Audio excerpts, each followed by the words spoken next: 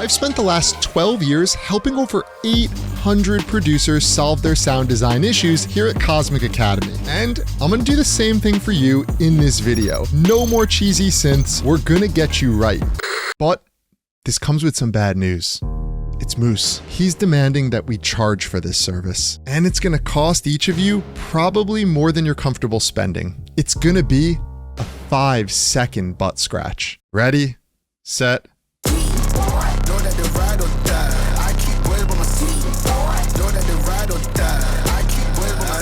All right, I want to take a look at some of the best sound design techniques that can help you turn basic patches like this into this. Or you can go from this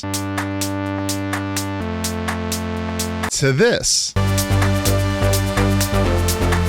Let's start by looking at something that Rufus Du Sol uses a ton to achieve their signature sound. Listen carefully to these ARP leads and see if you could pick up on the same details that I have.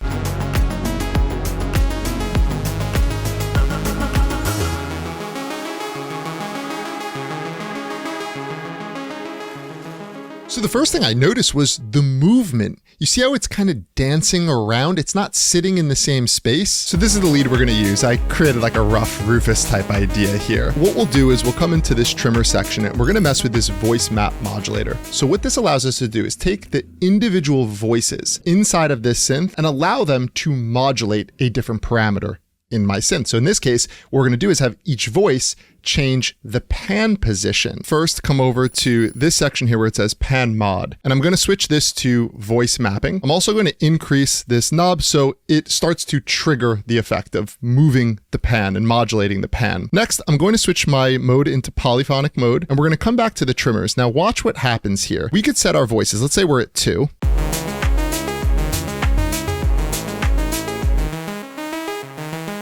Do you notice how it's alternating 1, 2, 1, 2, 1, 2? And if I adjust the position of these knobs, it's modulating the pan. 1 left, 1 right, 1 left, 1 right. What's cool though is if we change the voicing, it will cycle through all of these. And I could just continue to adjust this now to get different pan positions. So check this out, I'll do it in real time.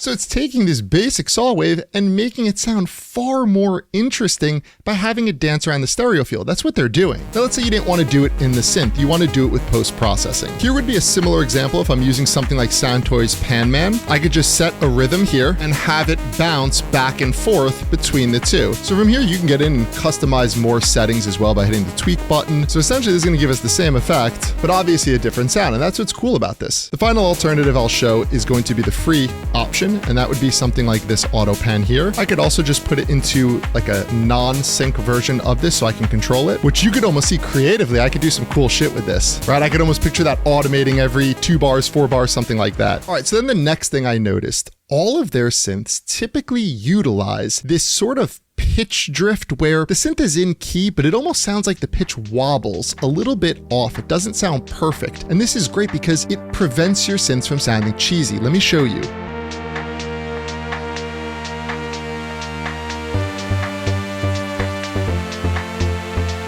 Now I want to quickly pause before moving into the next one because although these tips will help you, it's very hard to know where each of you are. You're all making different types of music at different skill levels, and that's why when I teach this to the students, it's in a small, intimate group class. We do one-on-ones with our students, so I just want to make that clear. That's where the classes come into play. So if you're ever interested in working with me and us here at Cosmic, there is a link in the description below. Let's move on to the next tip that'll also help. So I have these chords. The first thing you're going to notice is I did some of the same voice map modulation here with the pan position. So each note in the chord, or each voice in the chord, is being positioned in a different spot to give me some width and variation. Now the other thing I'm taking advantage of is this pitch vibrato. This is what's causing the pitch to get very uneasy. So check this out. What I'm using is LFO1. That's what controls this vibrato knob here. And what I've first done is change the waveform from the default, which I think is this, the sine wave, to this random glide. Now the next thing we can control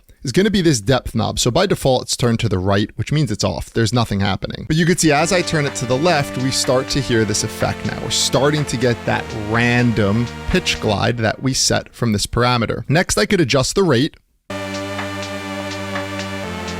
We'll exaggerate it. So this is a little bit faster.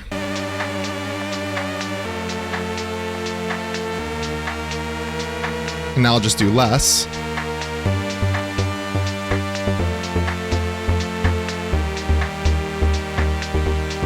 And it's a tasteful thing. I have to sit here and mess with it, but this uneasy pitch drift is a really cool effect that could be done technically in any synth. So let's say you wanted to do this in Serum, same concept. We'll start with the first oscillator here, and I'm going to drag LFO1 onto my fine pitch control, and then this will set the range, like how far it will deviate in pitch, essentially. And by clicking the folder, I can come into some of the presets, and I'm going to use slight movement. What we're going to do is highlight all the points.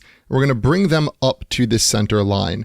That is when you're dealing with pitch, like the native pitch of the note, whatever it is I'm playing. So we want to start from the center, and then we could deviate from here and create some variation. Next, we'll turn off BPM, and you'll notice it's going to keep following that path as it cycles through.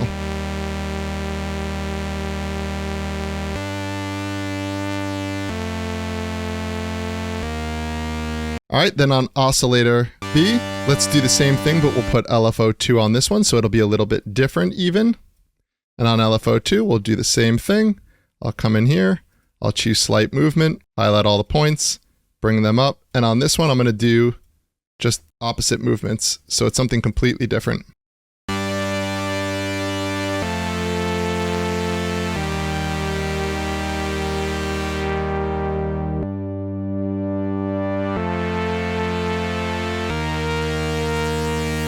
They're both kind of drifting at their own speed and pitch, but it makes this so much more interesting than basic generic chords. So how can you use this in your own productions? Take the concepts here and find ways to make it work for your own sound design. A lot of what makes your synths cheesy is the fact that they're remaining stationary. Now there's definitely more that goes into this: sound selection, balancing those sounds. So tap the video on screen right now, because we have to take this another step further and getting shit to sound professional.